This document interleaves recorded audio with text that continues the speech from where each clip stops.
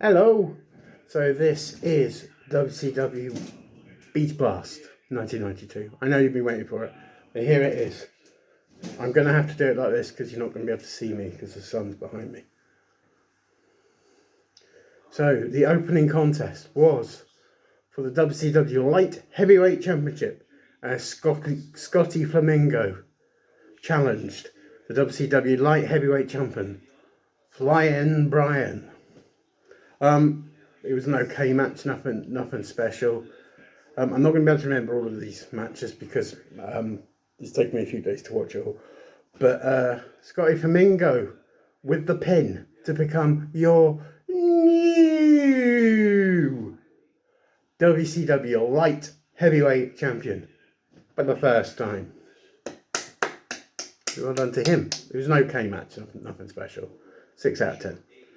The next match was Tailor Made Man versus Ron Simmons. Ron Simmons dispatched Tailor Made Man very quickly, within a few minutes, with the old spine buster. He got the victory. Now after the match, Ron Simmons cut a promo where he wanted to become your WCW World Heavyweight Champion. Now that would be interesting. But ladies and gentlemen, Ron Simmons wins the second match of the evening. Third match was another singles contest between Marcus Bagwell and Greg Valentine. Valentine basically went after Bagwell's leg, his knee, anything he could get hold of really. Any, obviously in the leg department, he didn't get a lawnmower out, I don't mean that. But Greg Valentine got the win when he put the figure 4 and Bagwell pretty much tapped straight away. Your winner, Greg Valentine. Again, 6 out of 10. Previous match was probably 5. And then we had the pinfalls count anywhere on the Gulf Coast match between Cactus Jack and your WCW World Heavyweight Champion Sting. This was mental. Probably the match of the night at this point. So I'd give it a 7. Most of it was on the floor, was outside. But Sting did get the win in the end with a pin. After jumping on Cactus Jack outside the ring with the Stinger splash and basically knocking Cactus out. 1, 2, 3. The next match was the 30-minute Iron Man match between the WCW United States Heavyweight Champion Rick Rude taking on Ricky Steamboat. This is just brilliant. This is probably the match of the night. It was draining, but it was beautiful. Just one of the best matches I've seen since I've been doing these reviews. So I would say it's right up there. Rick Rude won the first 4 with a pin, and within seconds he went 2-0 up after hitting the Rude Awakening.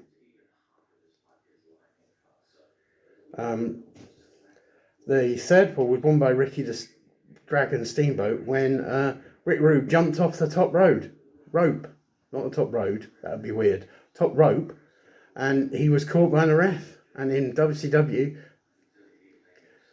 jumping off the top rope is a disqualification.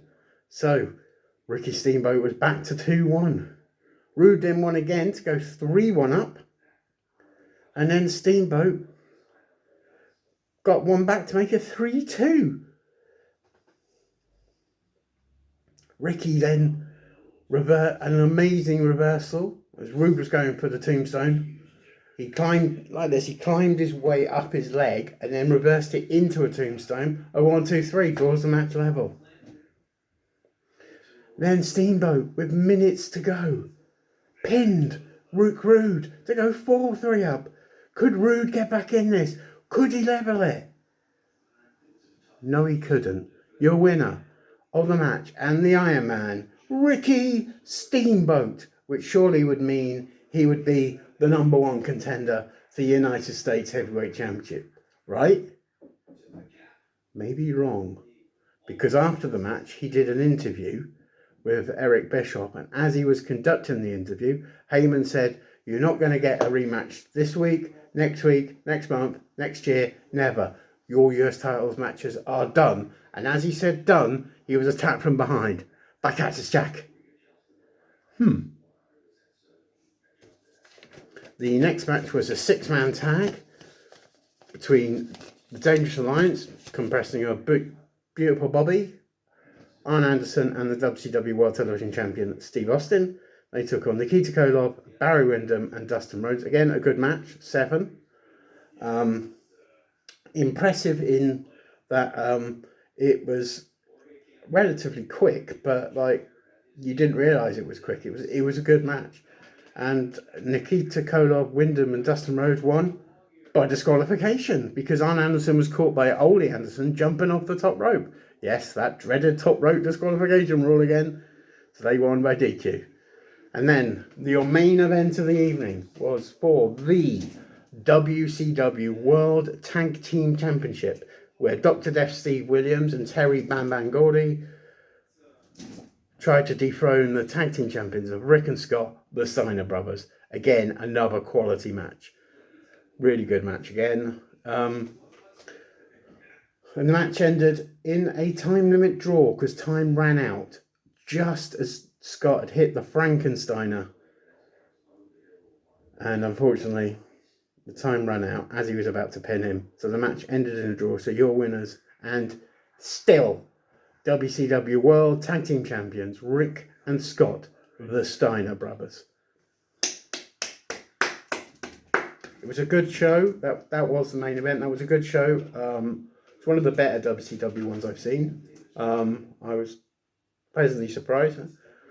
I would say the first 3 matches didn't help it, but the final 4 did, and the tag match and the Iron Man match were probably the best matches on the card. They were really good. I didn't like the end to the main event. I don't like DQ matches, and I don't like time limit draws. There was too many of them for my liking. So, yeah, the endings didn't really sit with me, but that's what they did in those days. But yeah, I don't like the disqualification on top rope, and I don't like time limit draws. As I just said, I just don't like it. I think there should be a winner in every match. I don't think you should go to a time limit draw, but hey, there we are. That was WCW. But yes, that was WCW Bash at the Beach. I hope you've enjoyed this elongated review. It was good. I enjoyed it. So yeah, I've finally seen it, so it's good. But yeah, ladies and gentlemen, I'm Will Nitro. This is the gorgeous, the picture perfect face.